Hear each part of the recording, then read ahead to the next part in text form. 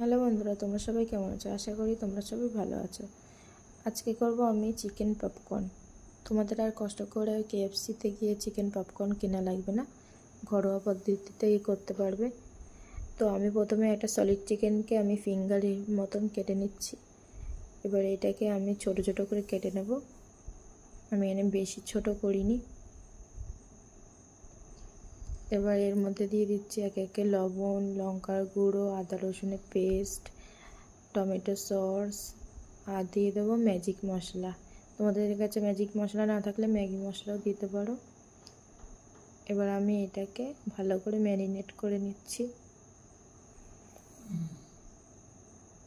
করার পরে আমি এখানে আধা ঘন্টার জন্য এটাকে রেস্টে রেখে দেবো। আর একটা পাত্র নিয়ে নিচ্ছি, তার মধ্যে 1 কাপ ময়দা, আর দিয়ে দেবো নুন, লঙ্কার গুঁড়ো, ম্যাজিক মশলা, আর দিয়ে দেবো 1/2 কাপের মতন কর্নফ্লাওয়ার। এবার এটাকে একটা ব্যাটার তৈরি করে নিচ্ছি।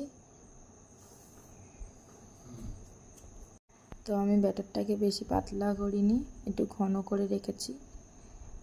এবার আমি আর একটা পাত্র নিয়ে নেব, তার মধ্যে 1 কাপ ময়দা, আধা কাপ কর্নফ্লাওয়ার,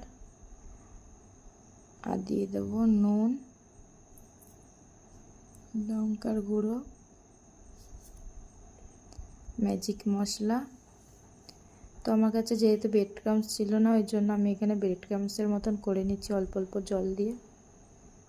আধা ঘন্টা পর ফিরে এসেছি। এবার আমি এখানে কোট করে নেব।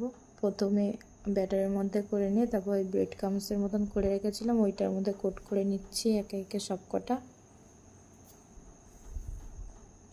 তোমরা চাইলে ডবল কোটও করতে পারো, কিন্তু আমি এখানে সিঙ্গেল কোট করেছি যাতে বেশি একটু মচমচে হয়।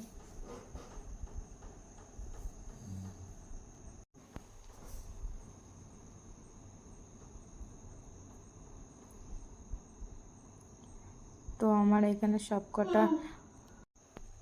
কটা হয়ে যাওয়ার পর আমি এখানে তেলটা গরম বসিয়ে দিয়েছি।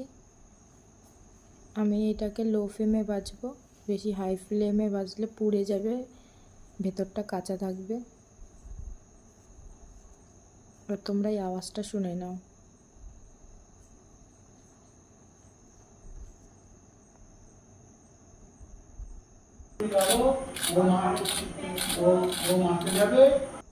খেয়ে দেখো তো কেমন হয়েছে।